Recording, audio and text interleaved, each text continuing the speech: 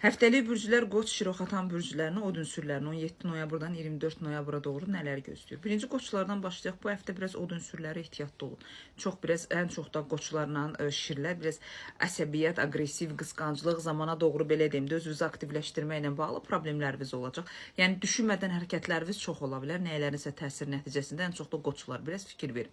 Çünki bu həftə Qoçlar insanların sizə etdiyi təsirlər sizi çox qıcıqlandıracaq. Özünüzü kəşf etmək, özünüzü aktivləşdirməklə bağlı parça-parça olacaqsınız. Yəni bu həftə bacarırsınız şəxsiyyətlə əlaqədar olaraq Qoçlar özünüzü aktivləşdirməyin. Bacardığınız qədər belə deyim də pulla, maddiyyata doğru köklənməyə çalışın. Çünki şansınız oradan yana olacaq. Amma şəxsiyyətlə əlaqədar o etdiyiniz addımlarda soyuqluq, güvənsizlik, şübhələr sizin addımlamağınızı, özünüzü sevgi olaraq, şəxsiyyət olaraq aktivləşdirməyinizi zaman çərçivəsinə doğru tam zəiflədəcək. Buna isə icazə verməyə ehtiyac yoxdur. Çünki zamanı idarə edə biləcəyiniz şəkildə səhv insanların yönlənməsi nəticəsində hər şey boşluğa doğru apara bilərsiniz, hər şey yarımçılığa doğru apara bilərsiniz və itkilərinizi aktivləşdirə bilərsiniz.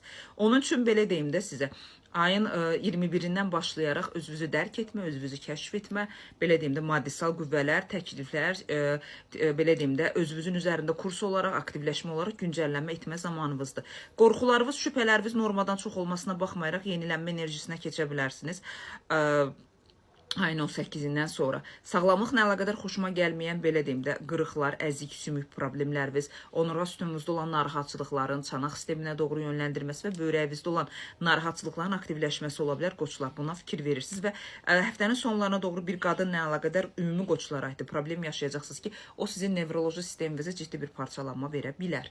Şirlərə gələndə isə şirlər maddisal sferə baxımından şanslar sizə doğru gələcək və göz önündə olmağa başlayacaqsınız. Amma siz elə bir şirlər bu həftə biraz kör kimi davranacaqsınız. Bilirsiniz necə? Elə bir ki, beyninizdə qurduğunuz dünya ilə etdiyiniz addımların qeyri-tarazlıq olacaq. Yəni bugün başqa cür olacaqsınız. Sabah sizin tam dəngəsiz, sanki belə deyim də xərçəng və ya əqrəb bürcünə çevrilmiş bir insan ola bilərsiniz. Emosiyalarınızı aktivləşdirib saf balaca bir uşağa çevrilə bilərsiniz. Şirlər bunu etməyə ehtiyac yoxdur.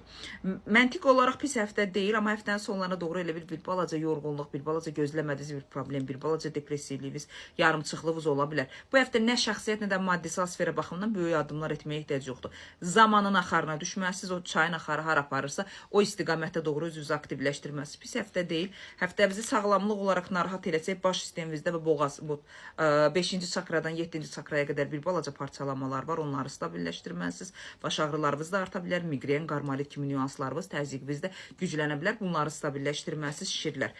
Ümumi həftəni dəyərləndirsək 76%-ə qədər həftənizi şirlər uğurlu edə bilərsiniz. Bu tam uğurlu deyil. Elə bilin ki, boş və məsuliyyətsiz bir həftə yaşayacaqsınız.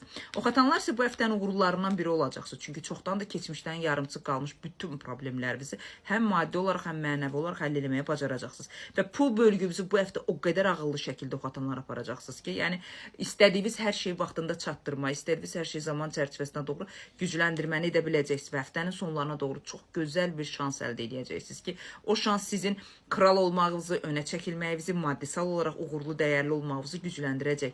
Bir balaca şəxsiyyət də kölgədə, ümidsizlikdə yaddan çıxmış vəziyyətləriniz olacaq. Amma buna baxmayaraq çox qurcalamaq istəmirəm. Övladlarınızla, pul, maddiyatla, ailəvinizlə olan hər şeyi stabilləşdirməyə bacaracaqsınız. Amma yenə də özünüzü qocalmış və tək yalnız olaraq hiss edəcəksiniz. Çünki oxatanlar sevgiyə və ailəyə, münasibətə meyilli olduğunuz üçün biraz kölgədə qaldığınıza görə küskünləşə bilərsiniz. Ümumi dəyərləndirsək 84%-ə qədər oxatanlar həftənizi uğurlu edəcəksiniz.